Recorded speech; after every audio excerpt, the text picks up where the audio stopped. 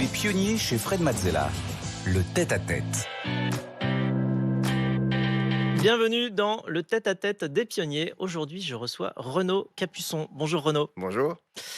Alors, tu as découvert l'univers de la musique dès le plus jeune âge grâce à des concerts aux Arcs à Bourg-Saint-Maurice que ta famille mélomane affectionnait particulièrement. Fasciné par ce monde fabuleux et sans limite et poussé par ta passion et l'amour du travail qui nous relie à nos rêves, tu es aujourd'hui l'un des plus grands représentants mondiaux de la musique. Plus qu'un violoniste et un chef d'orchestre, tu es avant tout un musicien, un passeur d'émotions.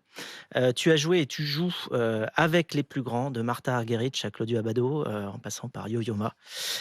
Ton violon et toi, c'est une véritable histoire d'amour, on en parlera. Malgré tes cours à l'EMU, la Haute École de musique de Lausanne, les programmes de ton somptueux Festival de Pâques à Aix-en-Provence, celui de Gstaad, et les 140 concerts annuels, rien que ça, que tu donnes, tu respires et tu inspires une sérénité profonde. On va vouloir connaître tes secrets. Ton parcours est pour tous un symbole de dévotion et d'innovation dans le monde de la musique classique.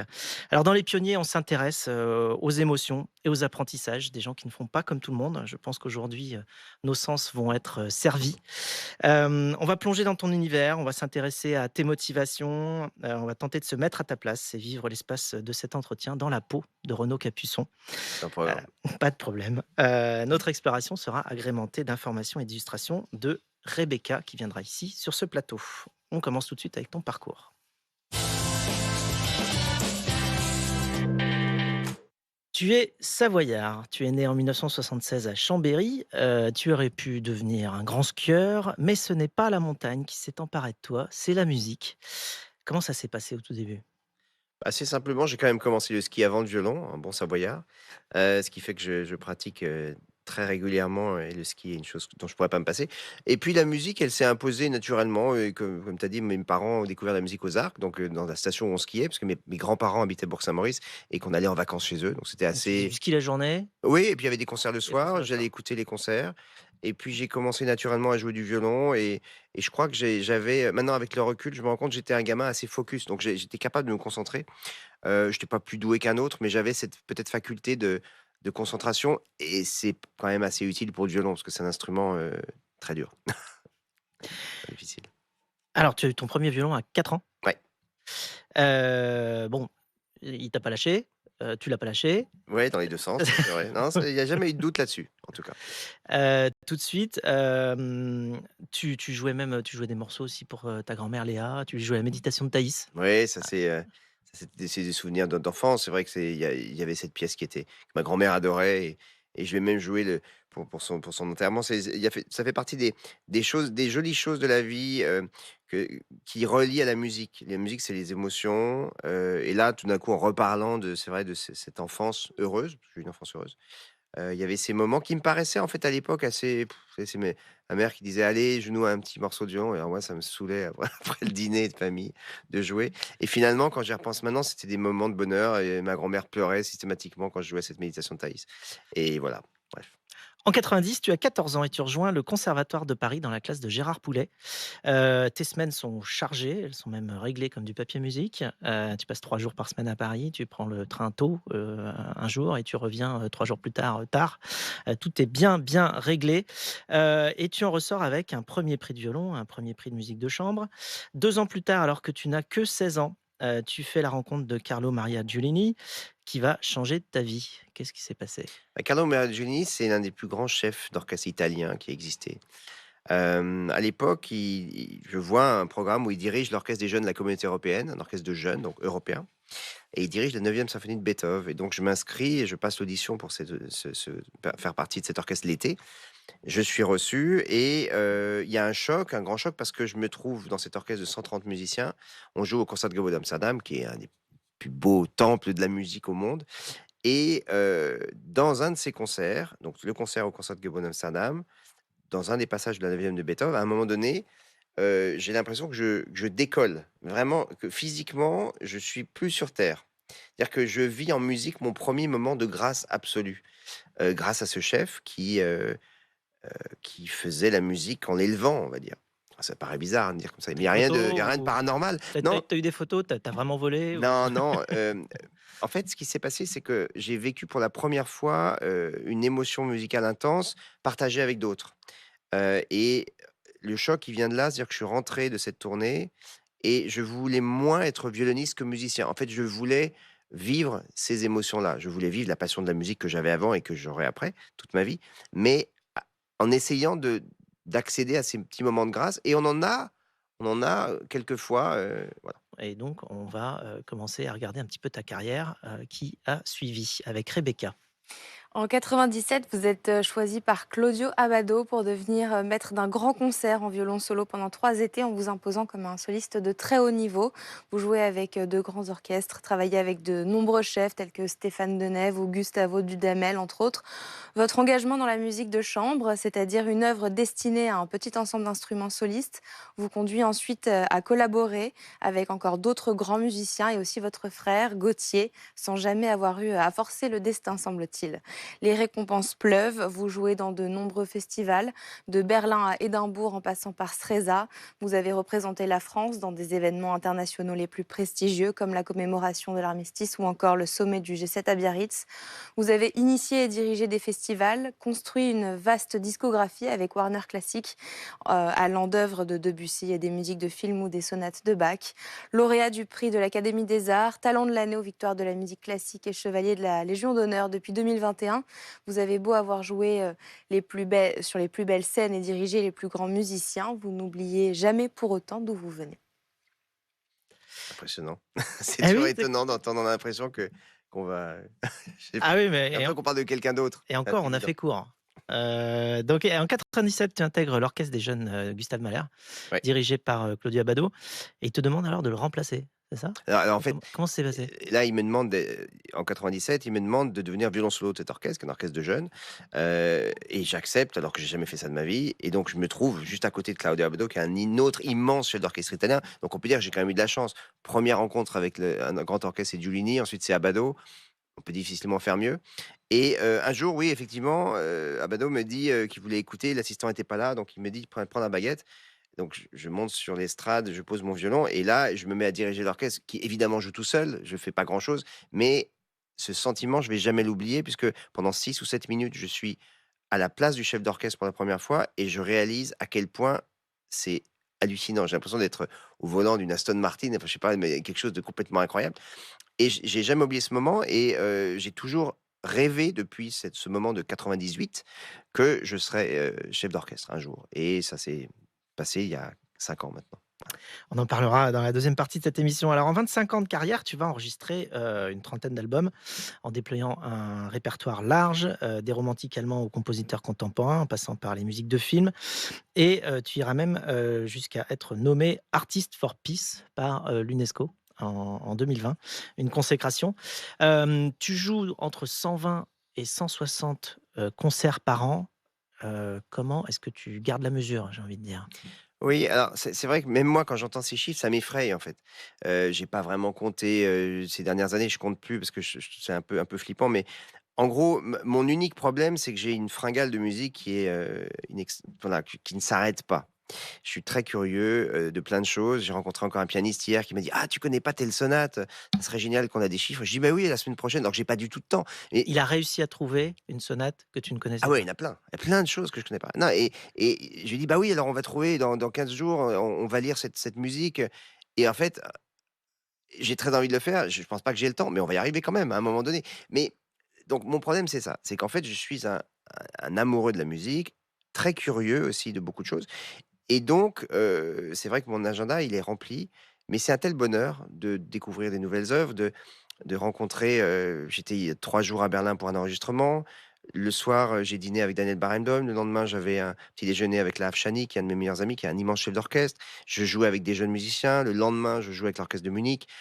J'ai une vie de rêve. En gros, la vie que je rêvais quand j'avais 5 6 ans et que je voulais être violoniste, je rêvais d'une vie qui était 1000 fois moins attrayante que celle que j'ai aujourd'hui, parce que je ne savais pas ce Je que savais ça pas ce que pouvait être. c'était. Donc pour moi, c'est Noël tous les jours. Chaque jour, je me réveille et j'ai une nouvelle répétition, et donc forcément, quand vous avez l'envie et le désir, c'est plus facile de faire les choses.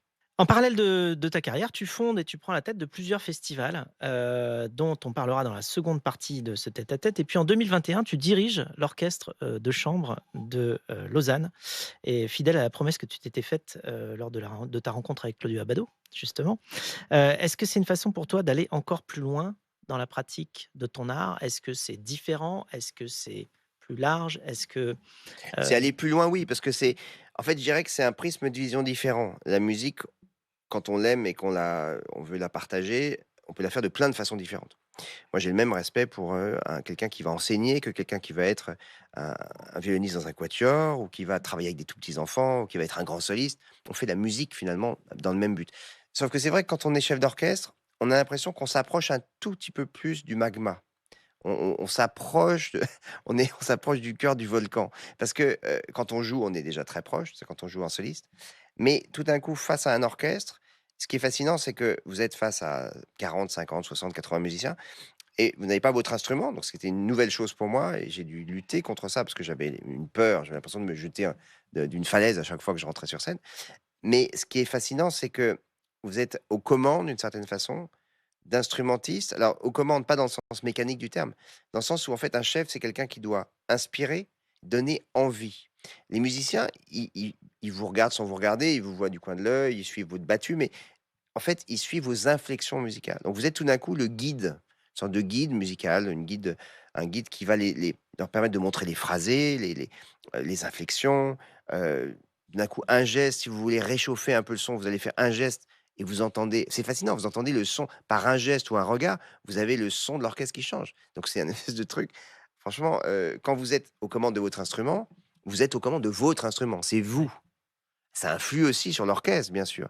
Mais là, en tant que chef d'orchestre, alors là, je montre tout ce qui est positif, mais si vous foirez, si vous donnez une fausse entrée, beh, tout se casse Oui, la figure c'est pareil. et voilà, donc moi, je préfère parler des choses qui se passent bien. Alors merci, c'est le moment pour nous de nous plonger dans, le monde vertigineux et sensationnel de ta passion pour la musique.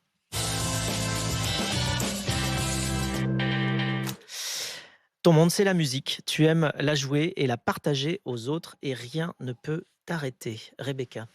Et même pas un confinement, puisqu'en 2020, année dramatique pour la culture et les salles de concert fermées, vous décidez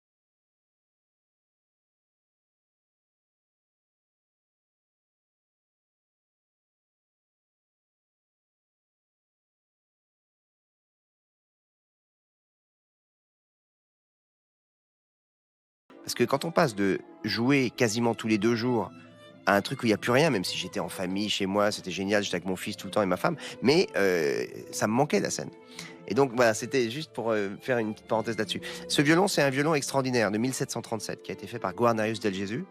Je le rencontre, ce violon, d'abord, je le rencontre il y a très longtemps parce que c'est le violon de Isaac Stern. Donc moi, j'ai entendu tous les disques de Isaac Stern quand Oui, j'étais tu as joué gamin. 50 ans avec Il a ce joué violon. 50 ans. Ensuite, il a été vendu, il a été racheté par un collectionneur américain. Et puis, en 2005, ce collectionneur américain met en vente ce violon.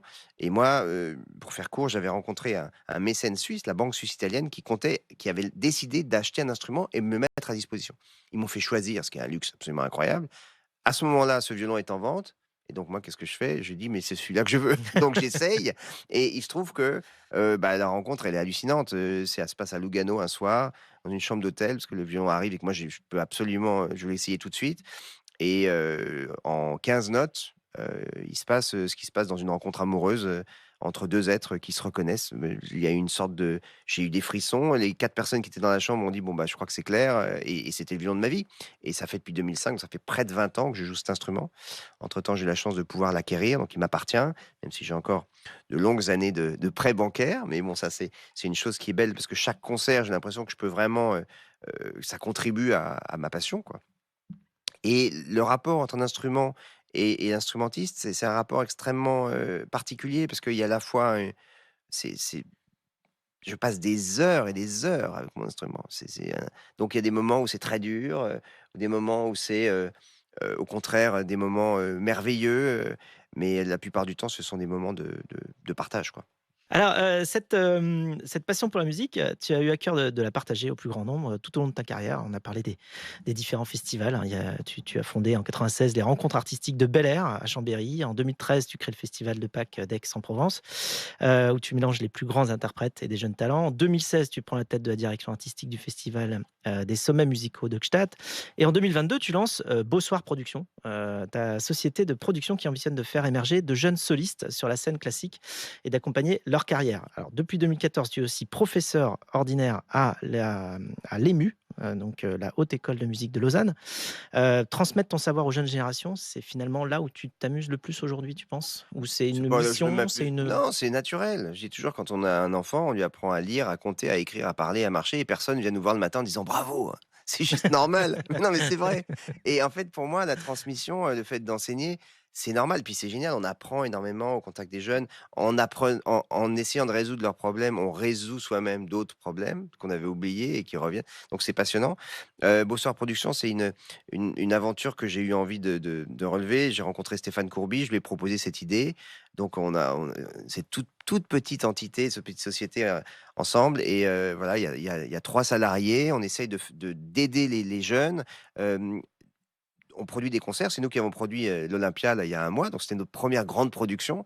Donc il y a quelques nuits où j'ai pas dormi quand même parce que je voulais que ça là, on a vraiment envie que ça soit plein quand on produit pour la première fois.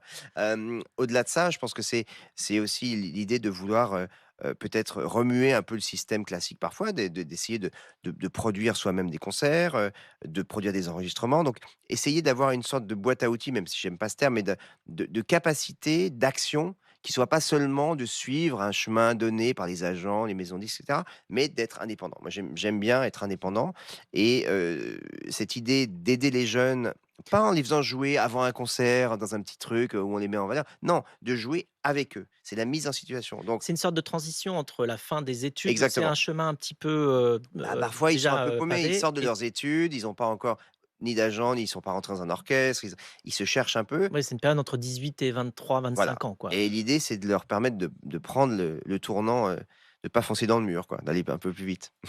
On a une question pour toi, de Guillaume Bellhomme, avec qui, Ah sympa. tu partages la scène, très souvent.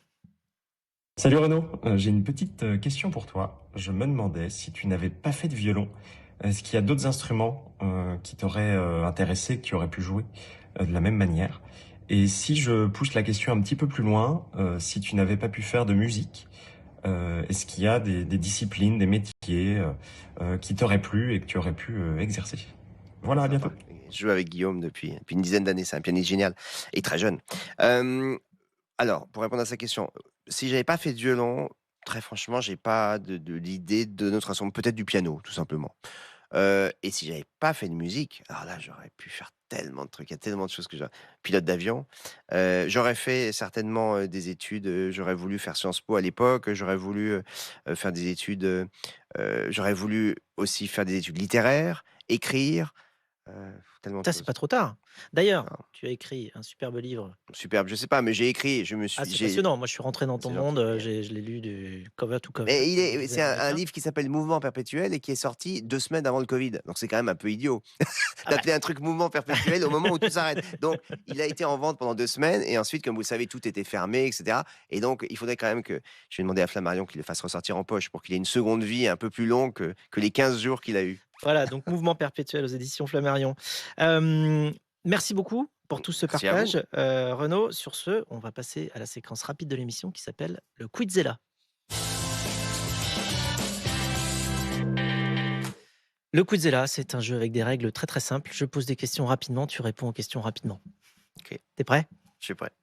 Top, c'est parti. Stradivarius ou Guarnerius? Les 2.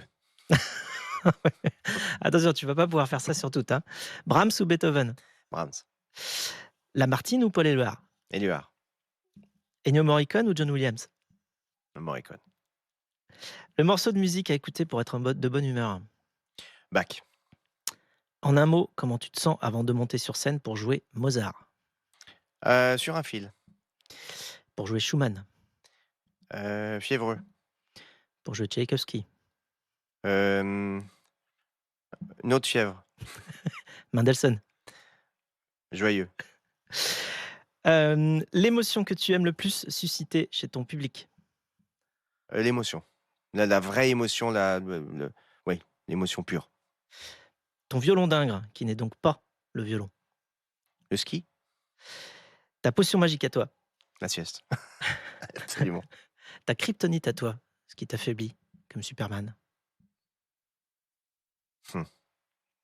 Peut-être la déprime. M'arrive rarement, mais ça m'affaiblit. Quel est ton plus grand rêve aujourd'hui? De pouvoir voler, Qu'est-ce que l'esprit pionnier pour toi? d'inventer toujours de nouvelles choses et d'essayer de les mettre en place. Et pour finir, si les 8 milliards d'êtres humains pouvaient nous écouter aujourd'hui, qu'est-ce que tu aurais envie de leur dire? Qu'ils arrêtent de se taper dessus et qu'ils écoutent de la musique.